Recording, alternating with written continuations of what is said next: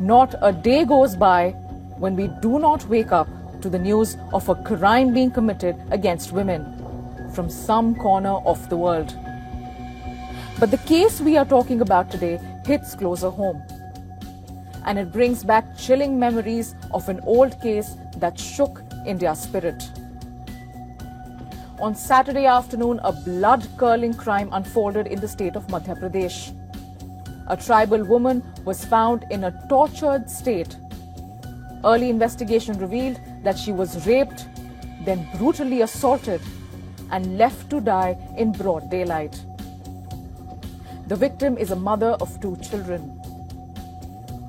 She was gang raped by 2 suspects who were acquaintances.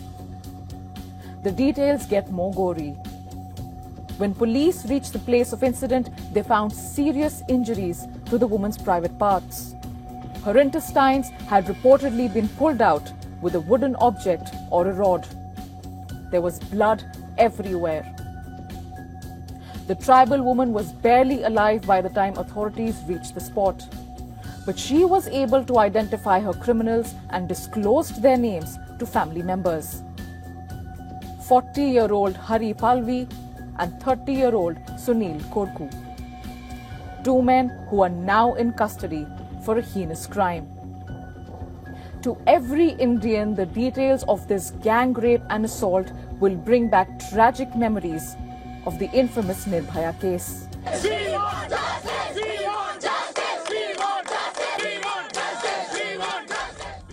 On 16 December 2012, a gruesome gang rape took place in India's capital. On the morning of December 17th, the country woke up to horrific details. A 23-year-old woman who was accompanied by a male friend was brutally raped in a moving bus. Her intestines ripped out.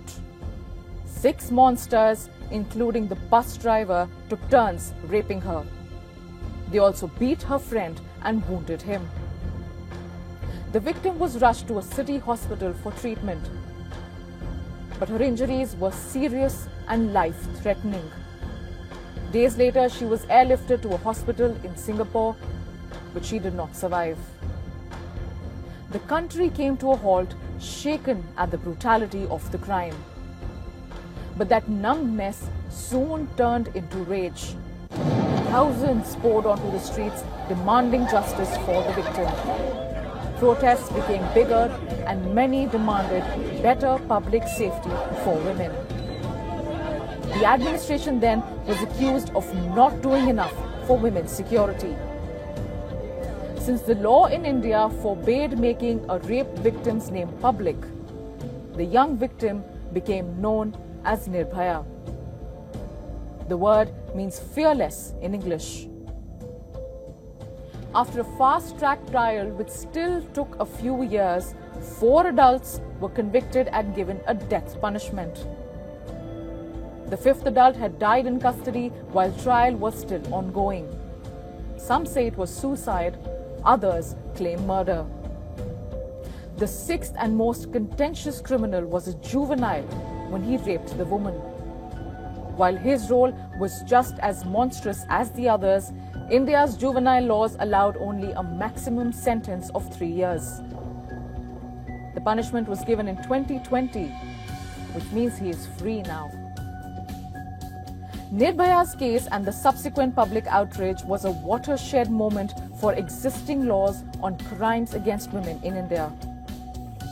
In December that year, the government set up a judicial committee to study and take public suggestions for the best ways to amend laws to make the investigation and prosecution of sex offenders faster and more efficient.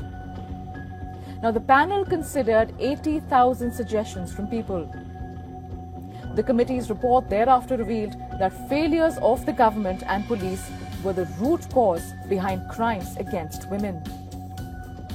In 2013, India's then President Dr. Pranab Mukherjee had passed several changes to the Criminal Law Amendment Act. As part of the reforms, 6 new fast-track courts were created to hear rape cases. But 13 years on, it appears not much has changed. monsters still roam the streets and feel empowered enough to commit such acts in broad daylight. There appears to be no fear of the law. And in the Madhya Pradesh victim's case, public outrage is also absent. Is it because she was a tribal woman and not a young city girl? Or have we as a society accepted the reality of being a woman? That no matter how advanced a country, every woman is expected to be nirbhaya or fearless. But no perpetrator, no criminal is expected to have any bhaya or fear of any sort of ramification.